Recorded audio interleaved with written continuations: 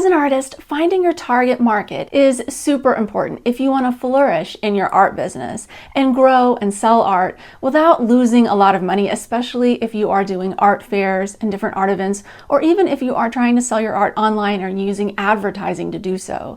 Knowing who your potential art buyer is will save you so much work and frustration in the art marketing area of your business. So in this video, I'm going to go over 2 ways that you can determine who your target market is for selling your artwork. I call this first method the critical analysis method. Now, don't let the wordy name make you shy away from this. This is the method that you want to use if you are a beginner artist, if you've never sold your artwork before or haven't sold many pieces throughout your career so far, but you want to figure out how to start selling your art. I call it the critical analysis method because you are taking a really critical look at your artwork. Okay, you see this piece back here in the background. We're going to use it as an example, right? You see there's a cat on there. This is not finished. This is a work in progress. But if you haven't seen any of my other YouTube videos, I'm an animal artist. And so the great way to describe this painting back here and really all of my body of work that I'm trying to sell is that they are animal paintings. And so what I would suggest is for you to look at your work and just come up with a 1 or 2 word description. Something very basic, very simple, no emotion attached to it. Just what is it? Abstract art, landscape paintings. Try to classify it with a very general term that is also very descriptive of your artwork. Next, how are you making your artwork a product? So for example, is it the painting back here that's for sale, or is it a print of the painting that's for sale? And then how are your products priced?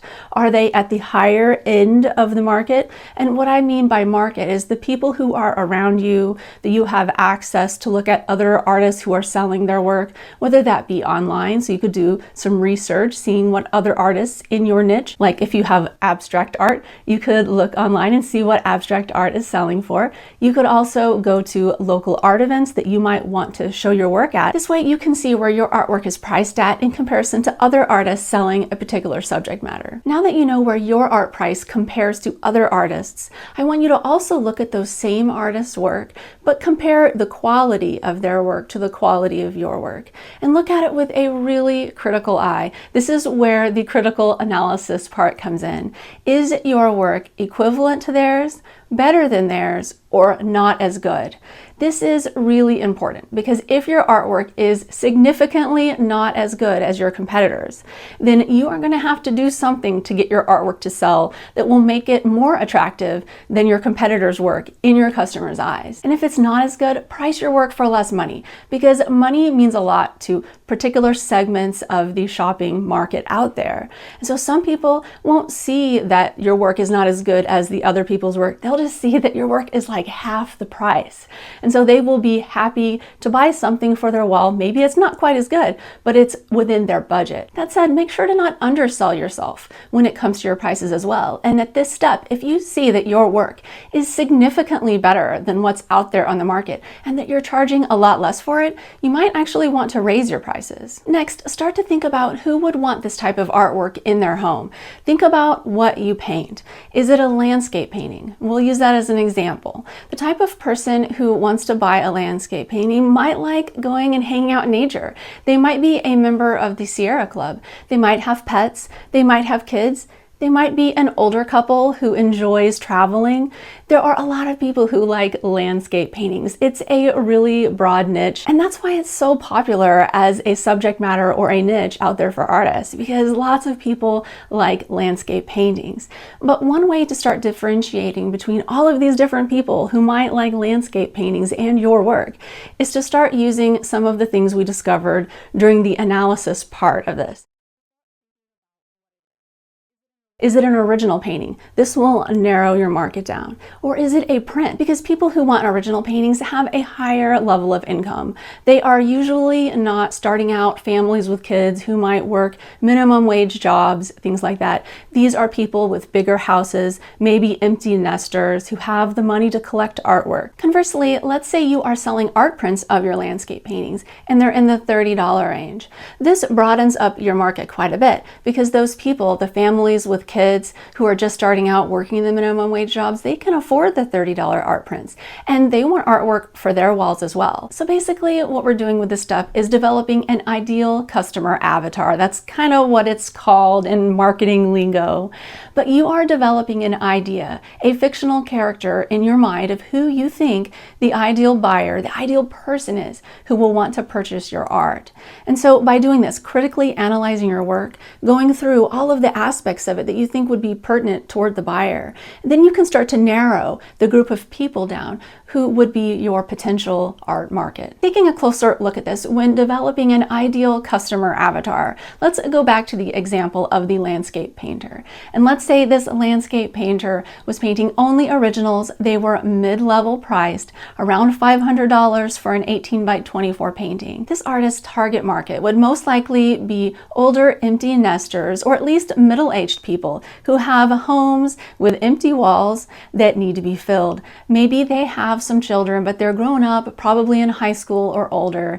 They are not just starting out in their careers. They have free money to spend. Knowing that, the next step is to ask yourself, where do these people go to purchase artwork? Either in person or online, and then make sure to get your artwork in front of people in those places. For example, if you are trying to advertise to people online that are in that age group, they're on Facebook, they're not on TikTok. That's a really easy to see example. But when it comes to selling art in person, when you're trying to target that type of individual at an art fair, it's best to do juried art fairs that have an admission fee. This helps to get rid of all of the people that are just coming to the event for free entertainment, and it helps qualify the buyer as somebody who has money. If they're willing to pay $8 or $10 to get into the event, they have free money to spend. I could definitely break this down further and give more examples of this, and if you'd like to know more examples or a more in-depth discussion about any of this first step, make sure to comment, because I will try to make a follow-up video if there are enough people with questions. The next method is what I call trial and error. Now, it isn't quite as much trial and error as the name describes, but this is what I did when I started my career. Essentially, with the trial and error method, if you don't have any idea who will like your work, start out with very affordable local art events, small ones that you don't have to really apply or do anything to get into, things where the booth fee is like $50. Start putting your work out there, even if you're just setting up a table. Maybe you're not setting up an entire art fair booth. Just get into the smallest, cheapest events you can, put your work out there, and then start talking to people. Even if they don't buy, see who comes over and is interested in your work. See which pieces they're interested in, and start to think to yourself, are most of the people families with children? Or are they most middle-aged men, let's say? Or are they most retired couples? This will start to help you understand who your target market is. So basically, you're test marketing your artwork. You are test marketing your products in art events in your area. And the key here is to do really affordable events. This way, if you are totally missing your target market, you're not losing a lot of money. I use the trial and error method a lot when I started out my business because I had no idea about what a target market was or anything like that. I just made a lot of art and I was taking it out to local art events, and I had some shows where I sold well, and I had some that I didn't sell hardly anything at all. And I learned really quickly after the first 3 or 4 shows that people responded so well to my animal paintings. So I just doubled down on that. I made more and more animal art to have in my booth, and eventually it just overtook my booth, and now I exclusively sell animal art at art fairs. Now, if you're selling your work online and not in person, you can't test market your work as easily. Trial and error won't work as well. And it's because there are so many factors on the internet that could be stopping you from getting sales of your art that have zero reflection on your prices or matching your artwork with the target market or anything like that. It could just be an algorithm issue with the platform. It could be your SEO. It could be just really any factor out there.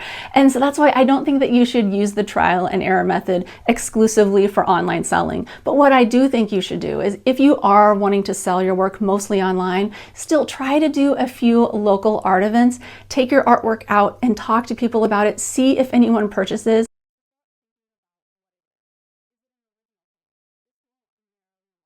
Next thing you need to know about selling art in person is how to talk to customers. Watch this video. I share exactly what I say to sell art at art fairs. All right, thank you so much for watching. See you next time.